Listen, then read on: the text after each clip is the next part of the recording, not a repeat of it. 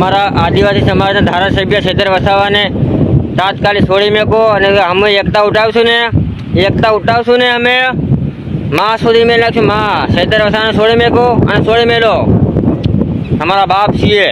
તો નમસ્કાર મિત્રો, સ્વાગત છે તમારું અમારી યુટ્યુબ ચેનલની અંદર. ને મિત્રો, તમને બધાને ખબર જ હશે કે આપણા દેડિયાપાડાના ધારાસભ્ય એવા ચૈતરભાઈ વસાવા, જે મિત્રો અત્યારે 7 વર્ષની સજા એમને આપવામાં આવી છે. ને અત્યારે મિત્રો વાત કરવામાં આવે તો એમને વડોદરા જેલની અંદર મિત્રો પૂરી દેવામાં આવ્યા છે. તો મિત્રો વાત કરવામાં આવે તો ક્યાંક ને ક્યાંક અત્યારે મિત્રો ચૈતરભાઈ વસાવાના લઈને મિત્રો સોશિયલ મીડિયાની અંદર ઘણા બધા એવા વિડીયો વાયરલ થઈ રહ્યા છે. અને તમને બધાને ખબર જ હશે કે અત્યારે આદિવાસી સમાજ જે મિત્રો ચૈતરભાઈ વસાવાને છોડાવવા માટે ઘણા બધા પ્રયત્નો કરી રહ્યા છે. અને ખુલ્લેઆમ આદિવાસી સમાજ અત્યારે મિત્રો ક્યાંક ને ક્યાંક લડી લેવાના મૂડમાં છે.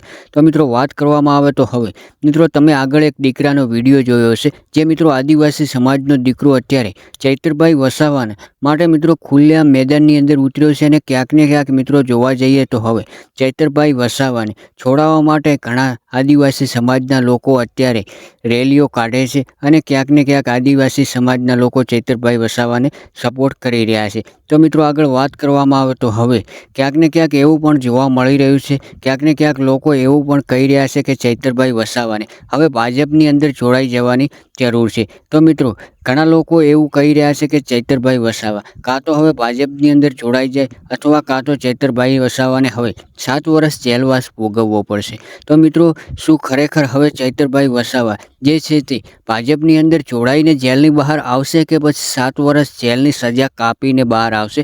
તમે પણ કોમેન્ટ બોક્સની અંદર કોમેન્ટ કરીને જરૂરથી જરૂર જણાવજો.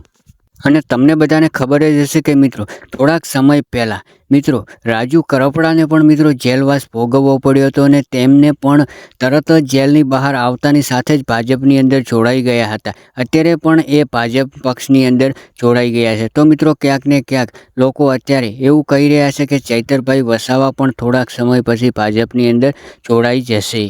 પણ સાથે સાથે મિત્રો વાત કરવામાં આવે તો અત્યારે ચૈતરભાઈ વસાવાને 7 વર્ષની સજા આપવામાં આવી છે. એમને જેલવાસ ભોગવવા માટે 7 વર્ષ જેલની અંદર રહેવું પડશે. તો ક્યાંક ને ક્યાંક મિત્રો ચૈતરભાઈ વસાવા આદિવાસી સમાજ માટે લડી રહ્યા હતા.